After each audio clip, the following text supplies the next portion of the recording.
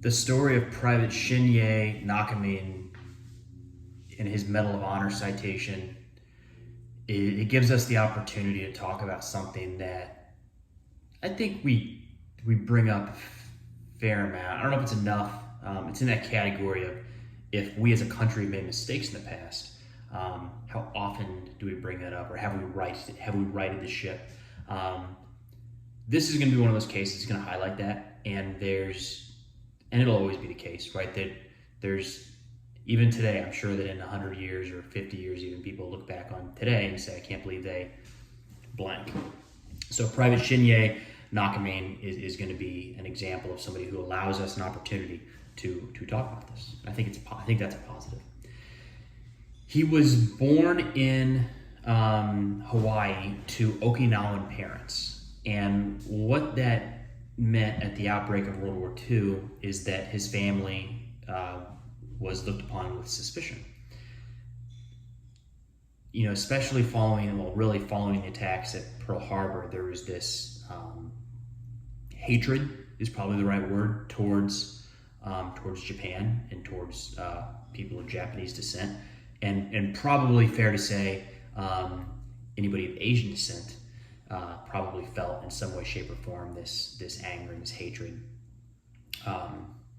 that we as a country were experiencing. So I think we can say now it was misplaced. The thoughts that anybody with even 1/16 Japanese heritage, that they wanted to sabotage the United States, didn't really play out as expected. But nonetheless, that was the thought at the time, and it shaped certain decisions. And in this case, it shaped where Private Nakamine, where he was serving. And I think it gives a little more oomph to his story, if you will, right? So he was serving with the 100th Infantry Battalion. This was a separate battalion, and at this time, it wasn't uncommon for Asian soldiers or black soldiers to be segregated into separate battalions. That was the name of this battalion, the separate 100th Battalion, separate. And they'd then be attached to regiments or divisions and fight alongside them. But that's how this was done.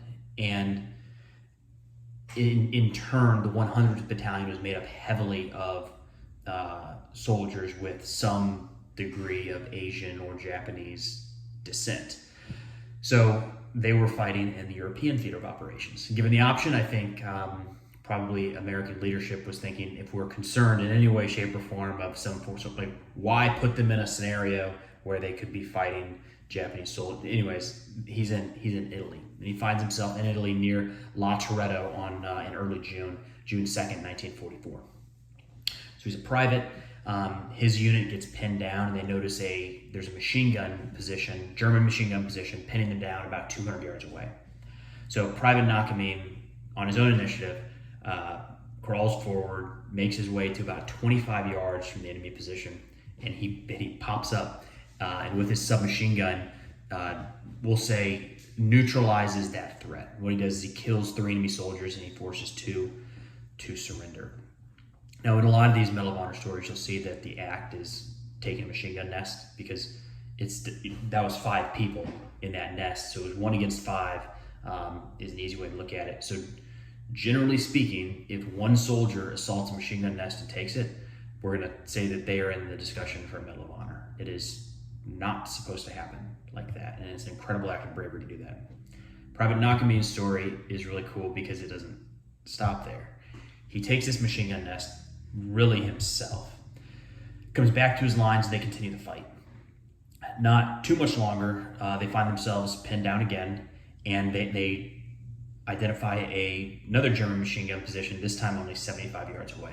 And 75 yards is well within the range of where you don't want to find yourself in terms of machine gun proximity. So that's a range where you don't hear it before it hits you, and it's not even close. So what he does is he comes back, collects a fire team, 2, 3, 4 of his guys, moves forward, has them laid out a base of fire, but somebody has to take the task of moving forward and assaulting this position, which of course Private Nakamine does.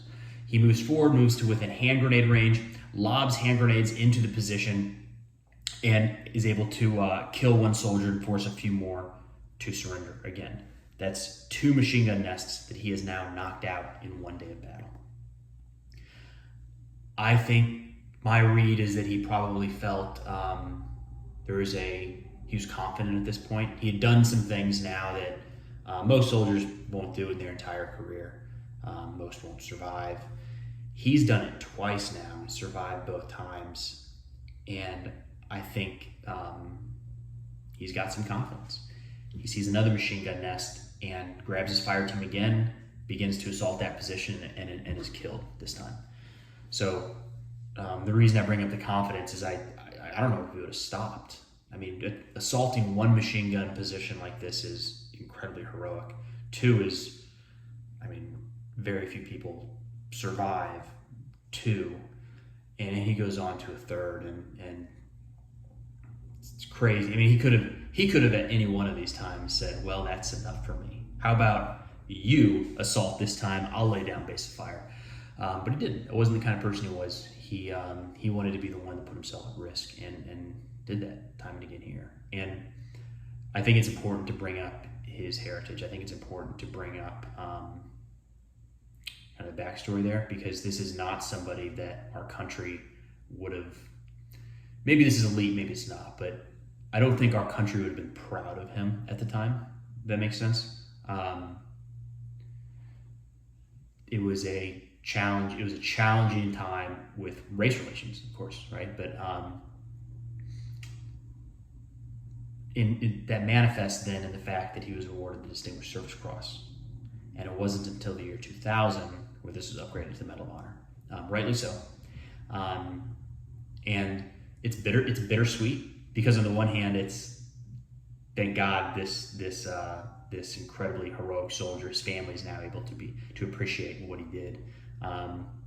Took a while, but it was righted. So it's a tough one. Tough to square the thoughts on that. But this isn't the only one. We've already talked about at least one other. I've got another one coming up here shortly. It's going to be just about the same scenario. And it makes you just, again, makes you wonder, how many of these acts of valor do we not know about?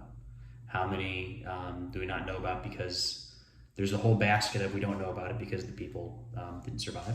Then there's another basket of they survived, but the guys who watched the valorous act didn't. All the way to he's of Japanese descent.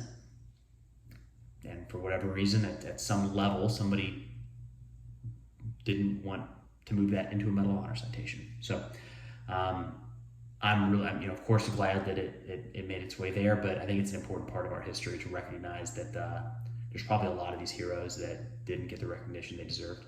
And hopefully we're doing better today. But I think that's a task for future us to figure out, right? But Private Shinyei Nakamine, June 2nd, 1944, Medal of Honor citation for taking out 2 German machine gun positions and beginning the assault on a 3rd.